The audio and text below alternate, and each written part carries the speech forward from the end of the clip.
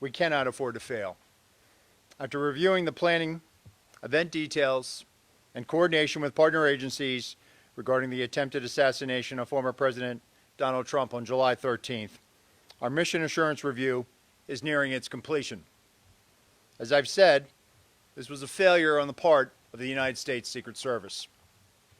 It's important that we hold ourselves accountable for the failures of July 13th, and that we use the lessons learned to make sure that we do not have another failure like this again. The findings of the Mission Assurance Review have prompted the Secret Service to move into the accountability phase of this process. The Office of Professional Responsibility and the Office of Integrity are reviewing the findings. And as a result of these failures, what has become clear to me is we need a shift in paradigm in how we conduct our protective operations. As was demonstrated on Sunday in West Palm Beach, the threat level is evolving and requires this paradigm shift. But here are some of the findings from this Mission Assurance Review. With respect to command and control of the site in Butler, Pennsylvania, the Secret Service has the main responsibility of building the site plan. We cannot abdicate or defer our responsibilities to others. Advanced team personnel have an obligation to ensure that each site meets the protective requirements and principles of Secret Service methodologies. The Secret Service did not give clear guidance or direction to our local law enforcement partners. There were communication deficiencies between law enforcement personnel at the site. For example, the Secret Service did not co-locate its security room with local law enforcement. There was an over-reliance on mobile devices, resulting in information being siloed. For example, at approximately 1810 local time, Secret Service informed personnel that local police were addressing an issue at the 3 o'clock of the outer perimeter. At approximately 1810 local time, via phone call, the Secret Service security room calls the counter-sniper response agent reporting an individual on the roof of the AGR building.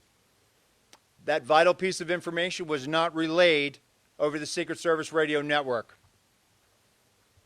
At approximately 18:10 and 54 seconds, verified through body camera footage of local law enforcement, officers confront the assailant on the roof of the AGR building. At 18:11:05, by a phone call, a site agent calls the assistant site agent to find out what exactly is going on at the 3 o'clock, and during that call, shots ring out. At 18:11:32, verified through body camera footage, the first series of shots are fired by the assailant. At 18:11:36, again verified through body camera footage, a second series of shots are fired by the assailant. At 18:11:47, through body camera footage, Secret Service counter-snipers neutralized the threat. With respect to diligence, line-of-sight issues were acknowledged, but not properly mitigated. Issues were encountered the day of the visit with respect to line-of-sight concerns, but they were not escalated to supervisors. While some members of the advance team were very diligent, there was complacency on the part of others that led to a breach of security protocols. With respect to accountability, the Mission Assurance Review has identified deficiencies in the advanced planning and its implementation by Secret Service personnel. These employees will be held accountable, and this agency has among the most robust table of penalties in the entirety of the federal government. And these penalties will be administered according to our disciplinary process. But due to federal regulations, I cannot get into personnel matters as they are proceeding. With respect to a paradigm shift, we're at a pivotal moment in the history of the Secret Service and at a pivotal moment in the history of our country. And I've directed that the Secret Service embark on a significant paradigm shift that will redefine how we conduct protective operations. What occurred on Sunday demonstrates that the threat environment in which the Secret Service operates is tremendous and under constant threat. And we've been in this heightened and increasingly dynamic threat environment since July 13th. This reality has necessitated that we significantly increase our protective footprint, and we've already begun to do so following the events of July 13th. This increased operational tempo requires additional resources to not only account for costs being incurred today, but ensure that we have the tools, the technology, and personnel needed to meet these new requirements and execute our mission going forward. The paradigm shift will be a driving force to move the Secret Service from a state of reaction to a state of readiness. And the vision is for the Secret Service to be more agile, with the ability to escalate protection to the highest levels for numerous protectees for undetermined periods of time. But in order to do this, we need additional personnel, technical assets, and equipment for the sustainment of immediate and future needs.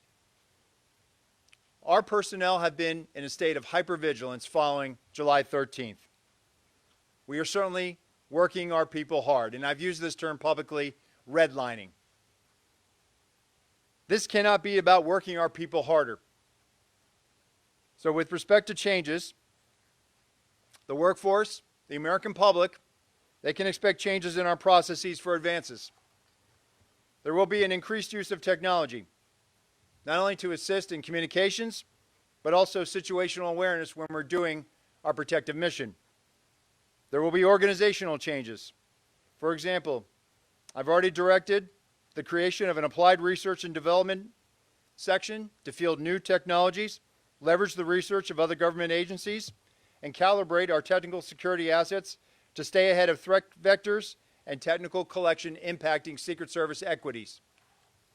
This will be an iterative process, meaning it will be constantly evaluated, validated, updated, and evolving. We cannot be stagnant. And we must be weaned off the reliance of partners within DHS to assist us during high operational times.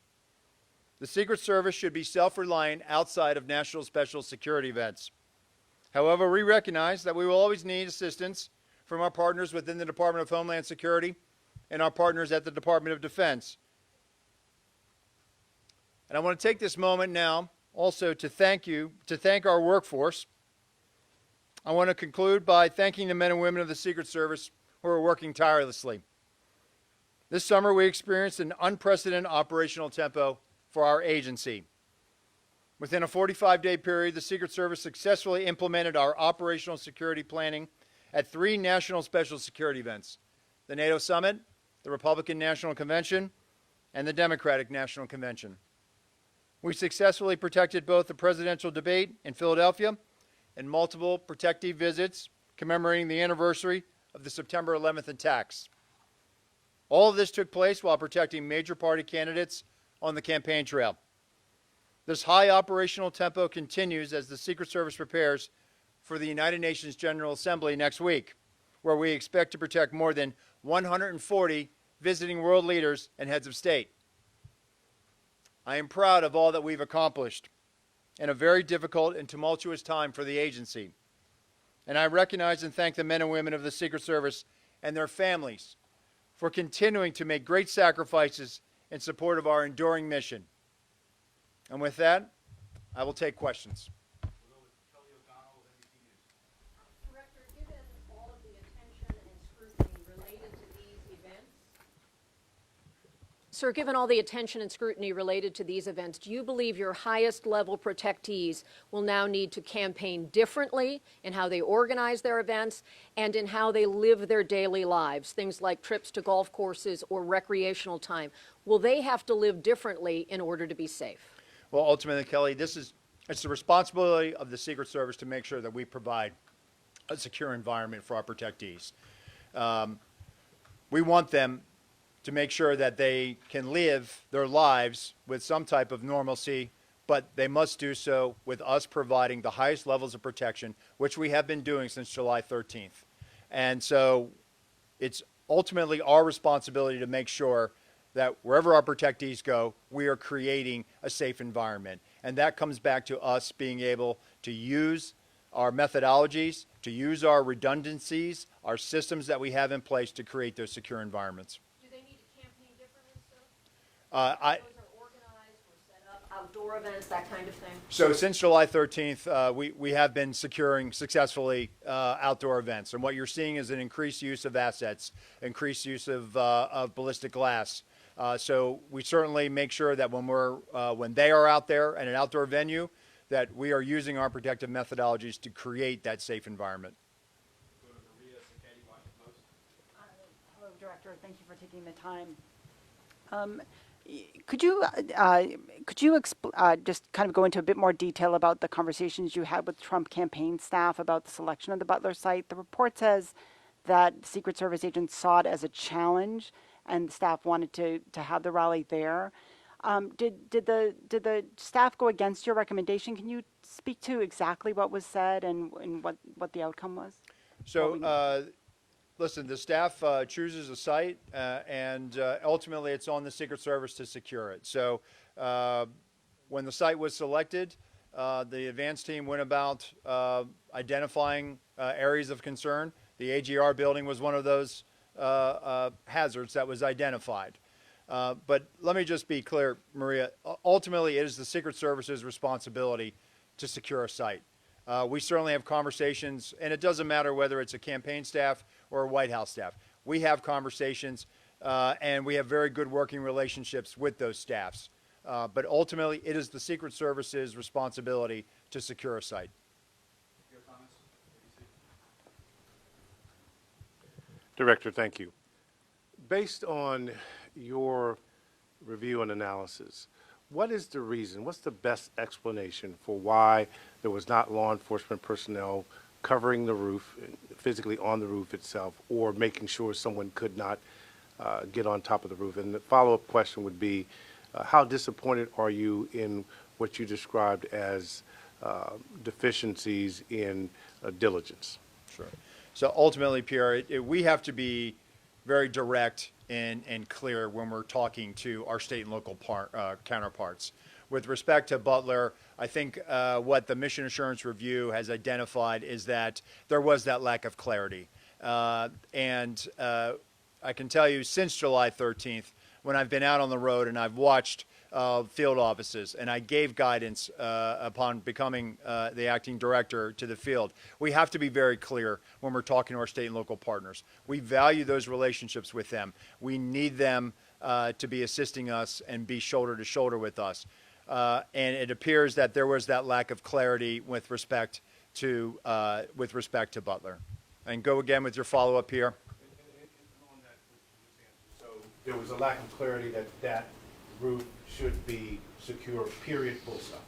There was discussion about how the roof was going to be secured, and I think what it came back to is we should have challenged how that mechanism was being implemented. Meaning, we should have been more direct. We cannot be overly deferential to state and local law enforcement. Ultimately it's our responsibility, and so we just have to be very clear when we're asking them for support. They want to help us, and what we found is that in this.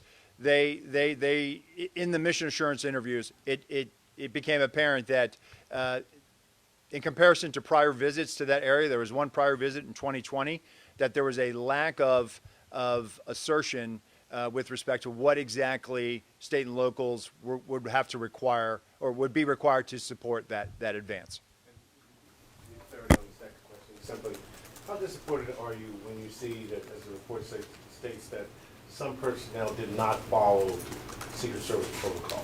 Well, I'm not going to get into employee disciplinary matters, but what I can tell you is the men and women of the Secret Service are dedicated professionals.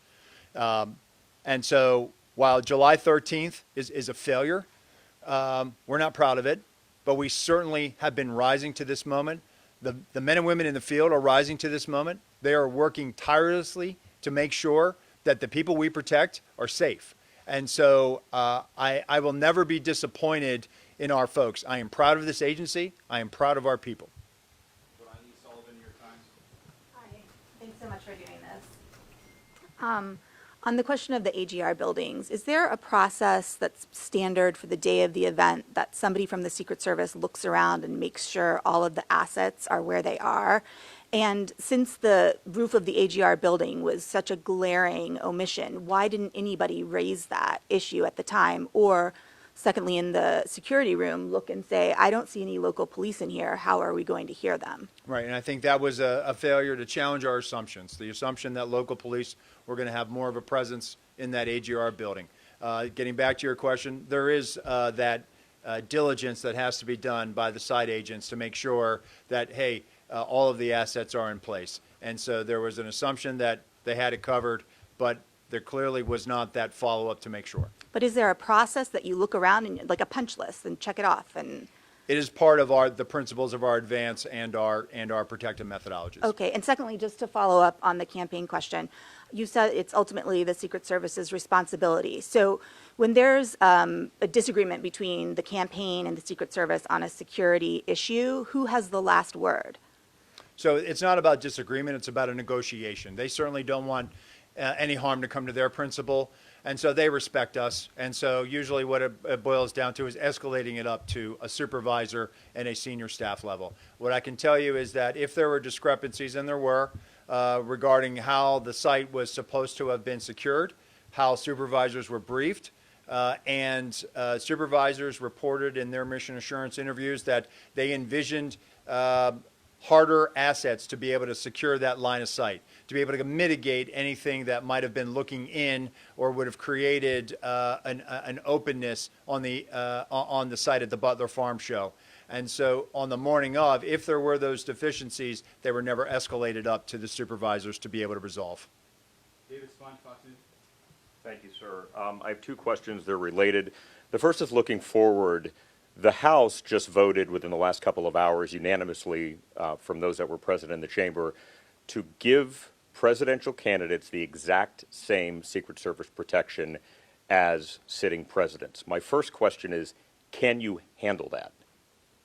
We've been doing that since July 13th, David. So what is the purpose of the bill? I don't know. You'd have to ask members of Congress that. What I can tell you is that when I say the highest levels of Secret Service protection, the former president is getting tactical assets.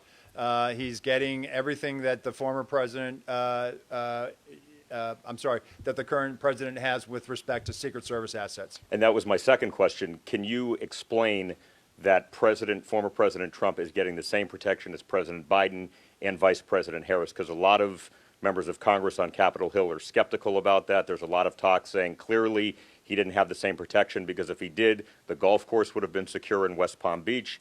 Can you tell people what's going on with that? So with respect to West Palm Beach, what I can tell you without getting into our TTPs, our techniques, our tactics, our procedures, what I can tell you is that on that day, there were counter-sniper elements that were present with the former president on the golf course in proximity. There was an entire counter-assault team that was there in proximity. There was also a jump team in proximity. The advance agent who was part of the first element, whose goal was to sweep ahead, did his job. That young man is a very young agent early in his career. His vigilance, his reaction is exactly how we trained and exactly what we want our personnel to do. He identified a threat, an individual with a long gun, and he made swift decisions and took a swift action to be able to mitigate that. No shot was fired at the former president. The former president was not exposed to where he was on the golf course. And what I've said, and I said this Monday, that the procedures work, the redundancies work, so that high level of protection is working. Nicole Skanga, CBS. Acting Director, thank you very much for doing this.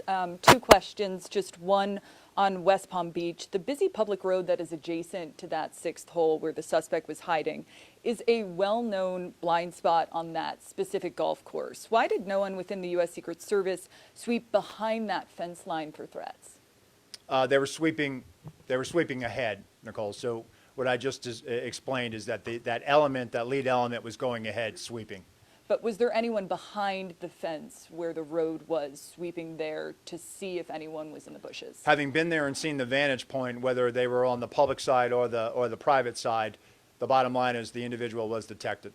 On Butler, you testified before Congress that all assets requested for the Butler rally by Trump's detail were approved. But there are Secret Service assets that may have prevented the tragedy on July 13th, most notably a counter-assault advance team that would have surveyed the site ahead of time, or enhanced counter-drone protection that might have prevented the tragedy. Were those specific assets requested by Trump's detail? If they were they denied? And if they weren't, why weren't they requested? So the counter-assault team had an element that was there that had embedded with local law enforcement, so we had tactical elements in place.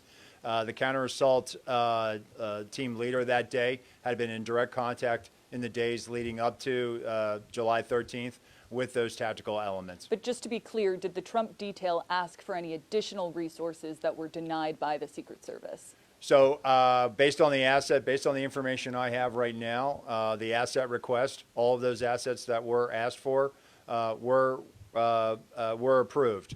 And so what we're looking at now is, were there any additional ones that came in through other channels? But what I can tell you, based on the information I have now, the assets were approved.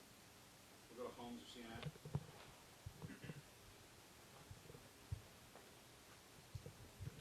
Two questions. When we're talking about Florida and the idea that this was the Secret Service working as it should, does this mean that no security will change for Trump when he goes golfing again? Well, I think what we try to do, Holmes, after every incident, we look at it. What could we have done better? We look at everything. And it doesn't matter whether there's a critical incident that occurs. So we are looking and we're reevaluating to look at, do we need? I've had conversations with Sheriff Bradshaw in Palm Beach County.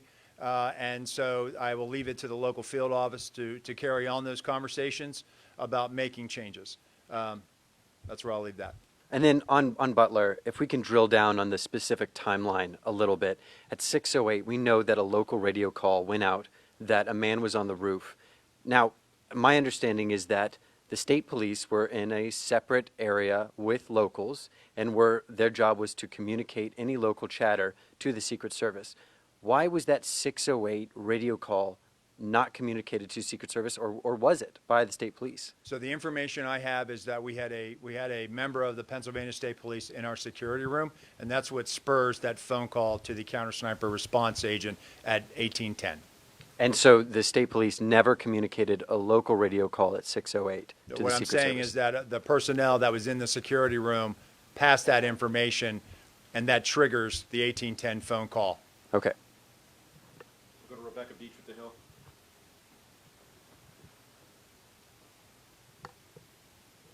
Hi, I know Congress has sounded a little resistant lately in terms of what it might do for funding for the Secret Service. Given the sort of paradigm shift that you've laid out today, I'm curious what you'll be looking for from Congress and sort of what you're seeking from lawmakers to carry that out.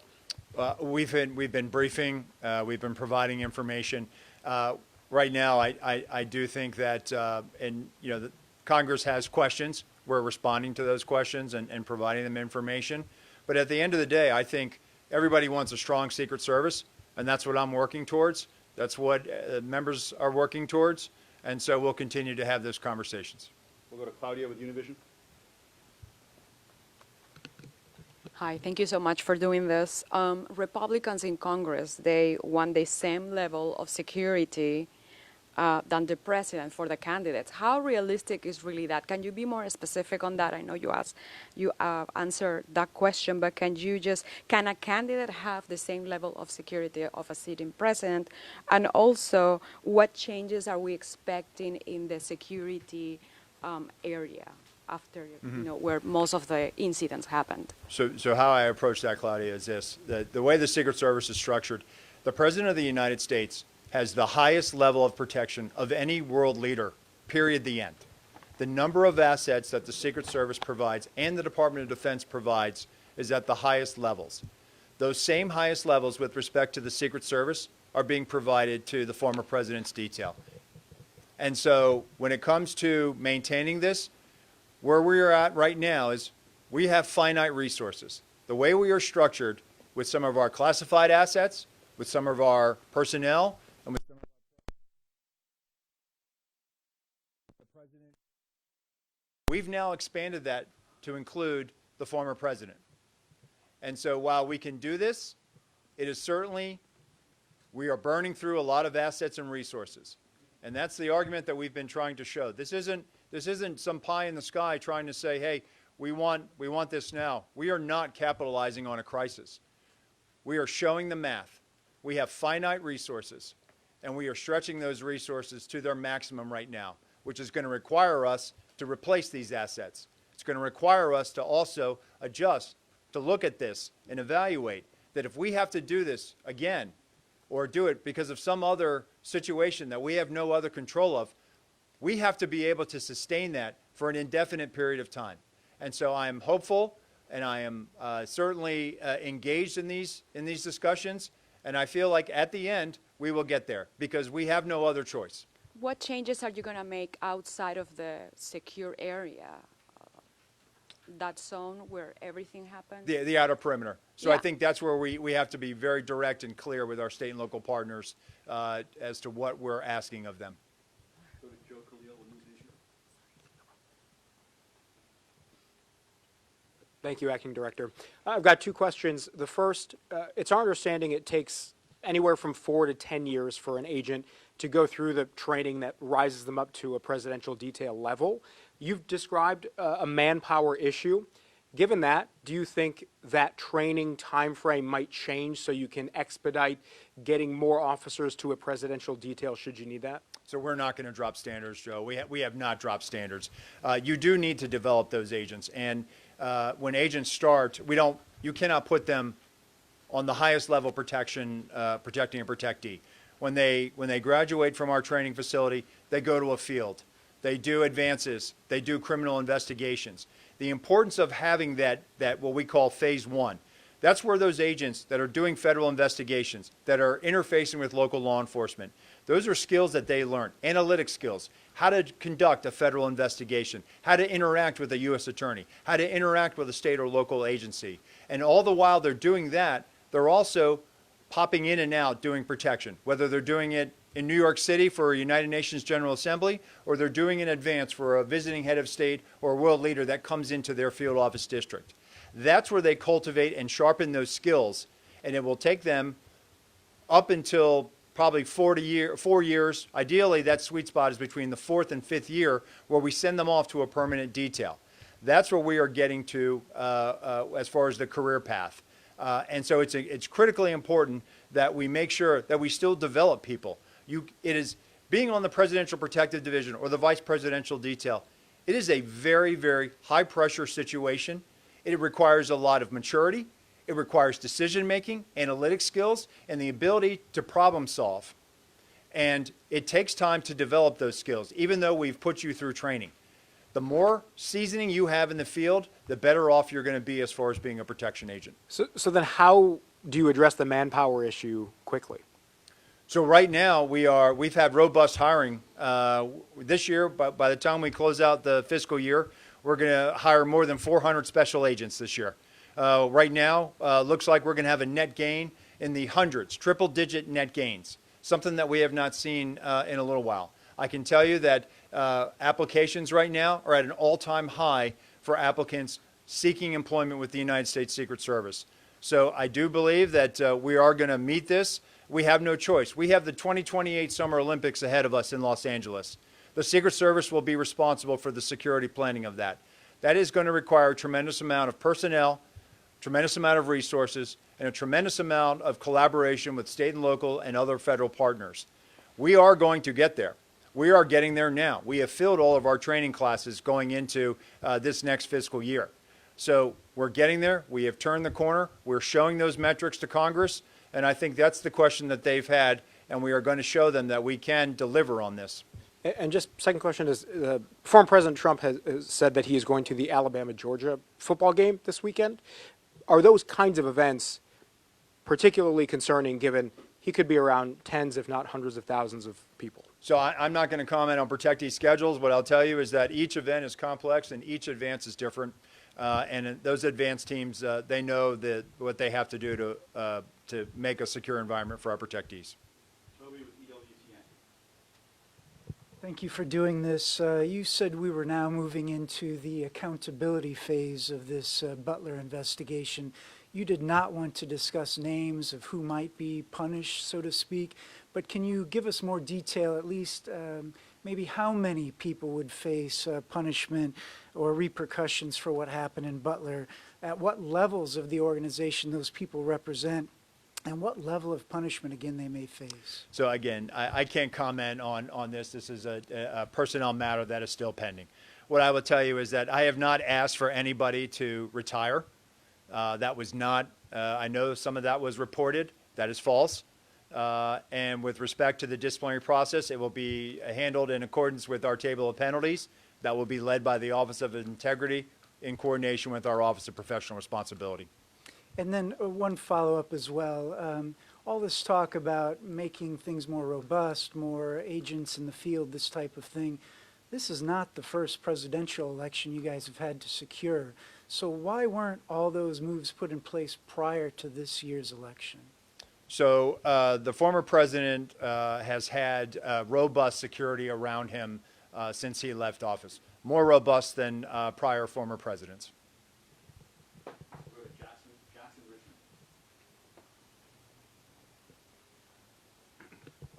Thank you, Acting Director Rowe. Jackson Richmond, Epoch Times.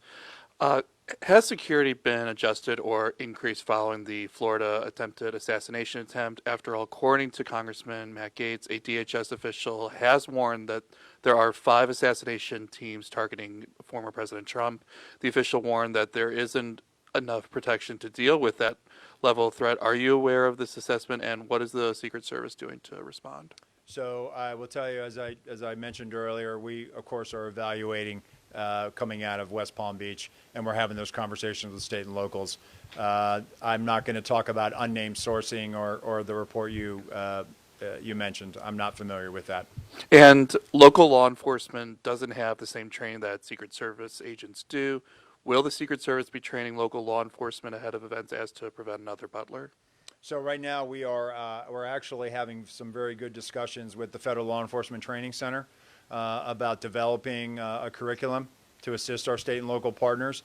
And you know what I'll say is some of the things that we've been talking about. Our state and local partners, and I know people have said they're not trained like the Secret Service. Men and women of law enforcement protect their communities every day.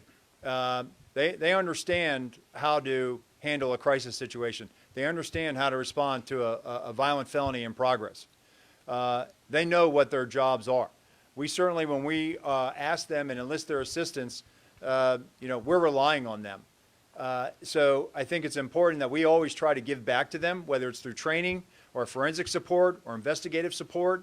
And so one of the things that we're contemplating now is partnering with the Federal Law Enforcement Training Center to develop not only a law enforcement guide, but also develop a training curriculum through FLETC with a cadre of Secret Service personnel to be able to train them in the principles of advance.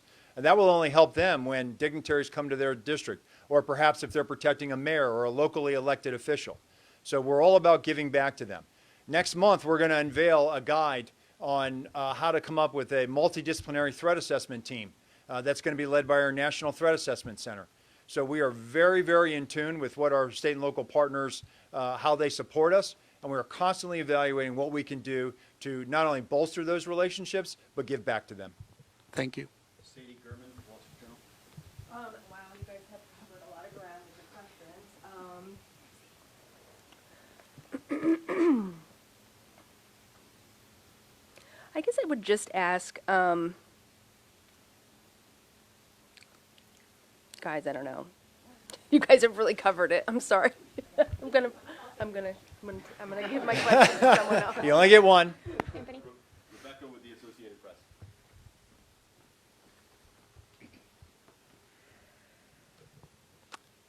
I'm going to go back to the line of sight issues and the roof issues. Can you just lay out very clearly who was responsible for security on those roofs? Was it the locals? What was the plan and how did it fail? And then also secondly, you keep talking about a paradigm shift, but what does that mean? Can you kind of detail what you mean by that? So with respect to the AGR building, and that's where you're going for, right? When we construct a site, not only are we worried about who can get into a site, but also who can look into that site. So there should have been clear direction about what we needed done at the AGR building. That was discussed during the advance, but I think there was a lack of follow through based on the information I have now and what I'm seeing there should have been better follow through in some aspects of that, about access control to that property, about access control to the collateral property of the AGR building. And so it was about not giving the state and locals clearer direction on what we needed done. With respect to the paradigm shift, this is about looking at the organization holistically. For example, the communications issue. Communications were problematic. And I think where I'm looking at is we need to have communications that are more closely aligned to the operations. And so coming out of July 13th, what I've seen and the direction I gave is we have to be very efficient with where we're putting our security rooms. Recently, I was on a visit where, again, similar to Butler, where there was a unified command post. Just as there was in Butler, there was one at this location, where not only did you have emergency services insofar as fire life safety, but you had emergency management officials. You had the highway patrol and the state police in that room. You had local law enforcement in that room. You had Secret Service agents in that room monitoring frequencies and listening to what was going on those state and local networks. In addition to that, the locals were flying a drone in proximity to the site. That drone feed was being beamed into that unified command post, and our agents had total domain awareness about what was going on. Also, they had traffic cams. They were able to pipe in those traffic cams into that unified command post. That is the model by which our field, they have taken this to heart, and those special agents in the field are now having those conversations, and they are directing exactly what we need, and they're posting our people exactly where we need to be, so that when our protectees are in a site, we have total awareness of what's going on around us, and we have total awareness of what's being communicated on those local networks. And if I could just follow up with one question. Down in West Palm Beach, on the evening of the attempted assassination down there, the local chief, I believe it was Bradshaw, had said that when Trump was president, there would have been a lot more security around the perimeter, but basically now the Secret Service does the best that they can. But you've said that he has got the highest levels of security now. I mean, can you compare and contrast, like, is it the same now as he would have been getting while he was the sitting president? So what I'll say is the former president has the highest levels of Secret Service protection, and I think the sheriff actually went back and clarified his statement, so I would point you to that. I believe he did that on Monday. Thank you, Director. Wanted to ask about Sunday's incident as well. Is it your view, I know you've talked about the procedures working as intended, is it your view that there wasn't any type of security lapse that allowed that armed individual to get within a few hundred yards of the former president? Well, I can tell you is we're looking at it from an after-action report, looking at reviewing that. But what I think it goes to show is that that's why we have tripwires. That's why we have systems out there. That's why we have redundancies built into our protective model. And that's what was demonstrated on Sunday.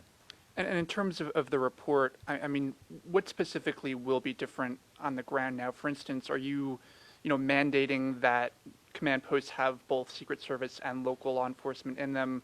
Will law enforcement have to communicate on the same frequencies? Are there any sort of practical changes that you've made that are in effect, based on the report? Yeah, so security room location, right, being where local law enforcement is, right? The broad use of technical security assets, ballistic glass, leveraging partnerships with the Department of Defense to be able to move materials, move personnel across the country in support of a nominee. So those are things that we've been doing post July 14th, and those are things that are going to probably be in existence in perpetuity moving forward.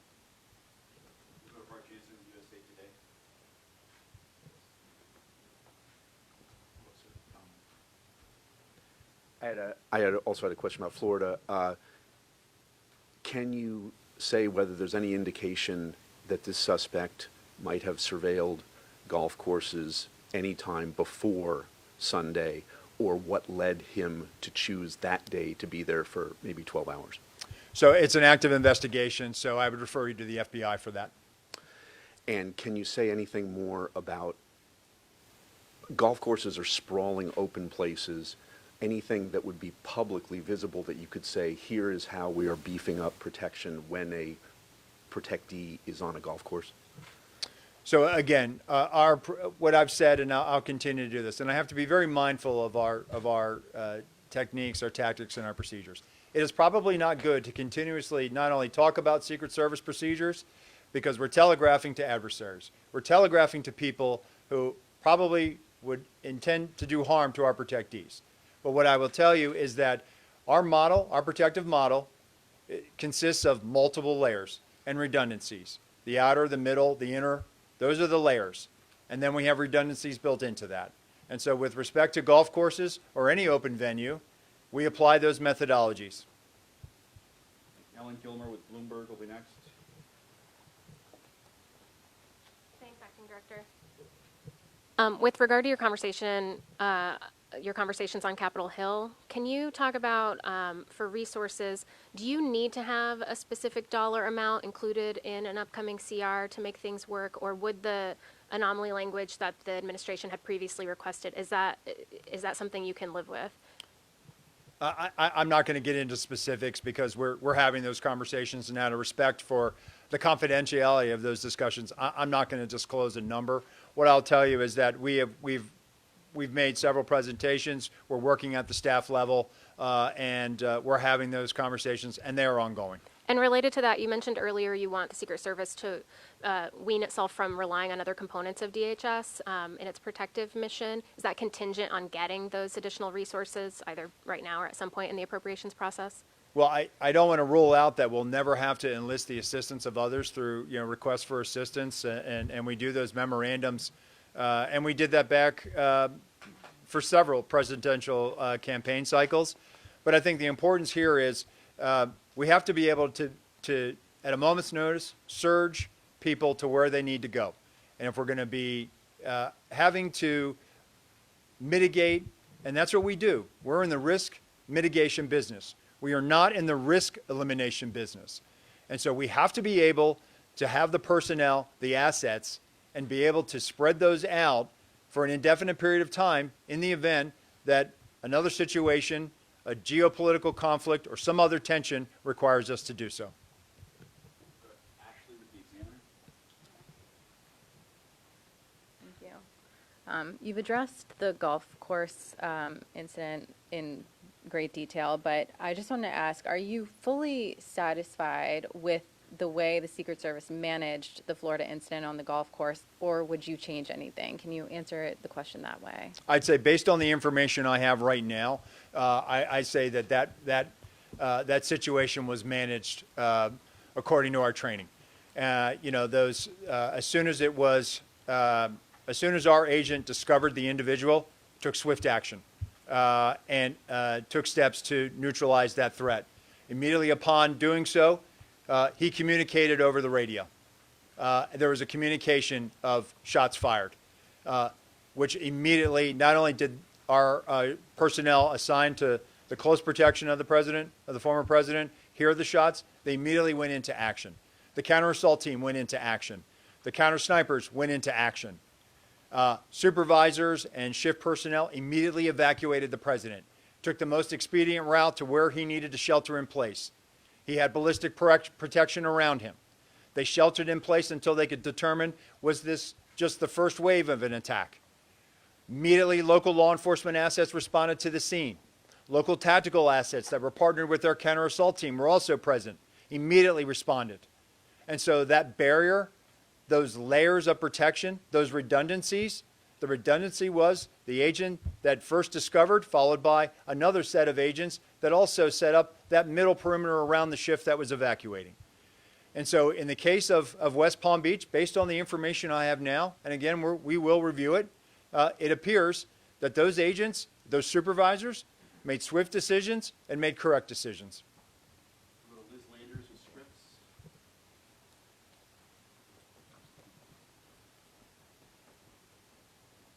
Thank you. Hi, Acting Director. I want to drill down on this issue of resources. You sent a letter to Senator Murphy and to Senator Britt on September 5th, and it became public. And it said in the letter, you wrote, "We do not believe that the security failures of July 13th, 2024 was the result of a lack of resources." I'm hearing you talk over and over again, and it says here at the bottom of this press release you guys have today, the agency must increase its protective footprint, including personnel, technical assets, and equipment. How do you square those two things? How do you ask Congress for more money when you yourself have determined that what happened on July 13th was not a lack of resources. So how I square that is as follows. Following July 13th, we immediately took steps to elevate the vice president, the former president, to the highest levels of Secret Service protection. We also took steps to elevate the protection of Senator Vance and eventually Governor Walz to high levels of Secret Service protection. And what I was talking about earlier is the way we are structured, and I go back to this, the President of the United States is the most highly protected individual on the face of the world. That is how the Secret Service is built. That is what we are primarily focused on. And then once you have those assets and resources, they are also committed to the vice president. So how I square this is as follows. Following July 13th, when now we are because of this hyper-dynamic threat and the operational environment which we find ourselves in, we only have so much of those assets to go around. And so while we are providing them to the former president, we are providing them to the president, to the vice president, to other protectees. And so at this point, what I'm telling Congress is we can do this and we will do this, but there has to be a replacement.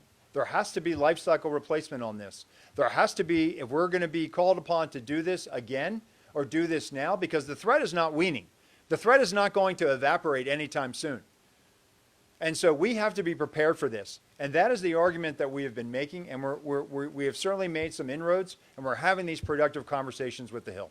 Can I just ask you also, will the Secret Service have the resources to protect the Capitol on January 6th? I know that's now been designated. The agency will be leading the protective services detail for that day.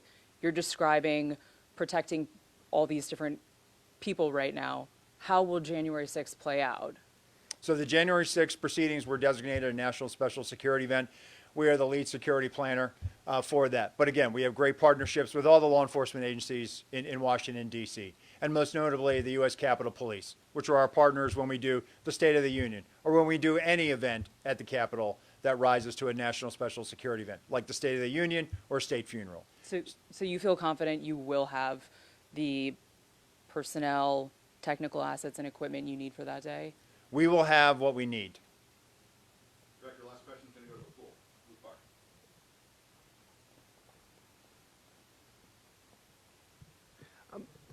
Do you think that by Congress legislating the protective detail regulations, do you think that is helpful in terms of being able to staff up or staff down the agency when you need? So I have not done an analysis of the legislation. I assume it's pretty direct. But look, as I stated, I'm sure Congress wants to make sure that the Secret Service is strong. I don't know the intentions behind this piece of legislation, but what I'll just point back to, coming out of Butler, coming out of July 13th, we've been providing the highest levels of Secret Service protection to the former president. Thank you. All right, thank you, everyone.